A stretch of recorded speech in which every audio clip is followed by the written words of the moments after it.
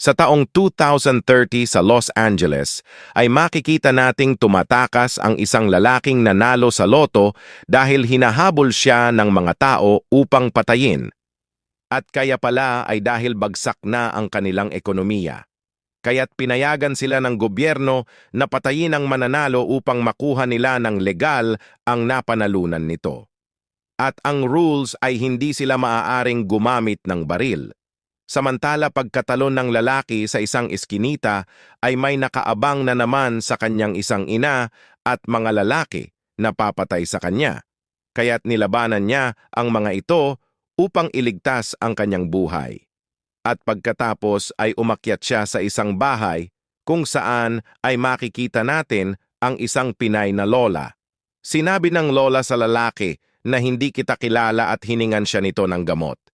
Pagkatapos ay bigla niya itong binaril sa noo ng bolt gun. At pagkamatay ng lalaki ay sinabi niya na kilala naman talaga kita. At makikitang biglang dumating ang mga pulis, mga cameraman at isang lalaking host at sinabing ikaw ang nanalo sa Grand Lotto.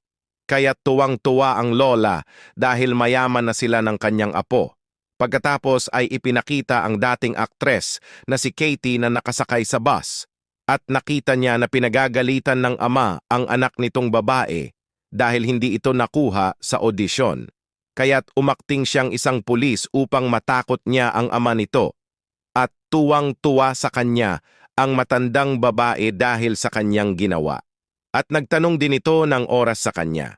Ngunit pagbaba nito ay laking gulat niya nang biglang nawala ang kanyang relo dahil budol pala ang matanda.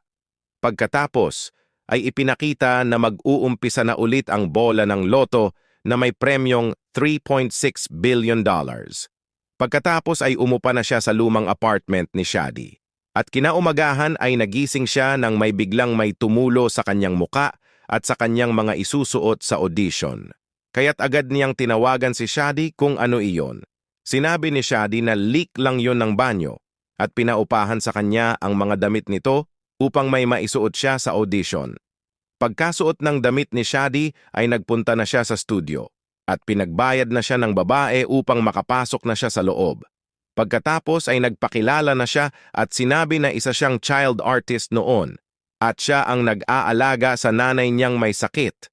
At nang dukutin na niya ang script ay hindi niya alam na may ticket pala ng loto sa kanyang bulsa.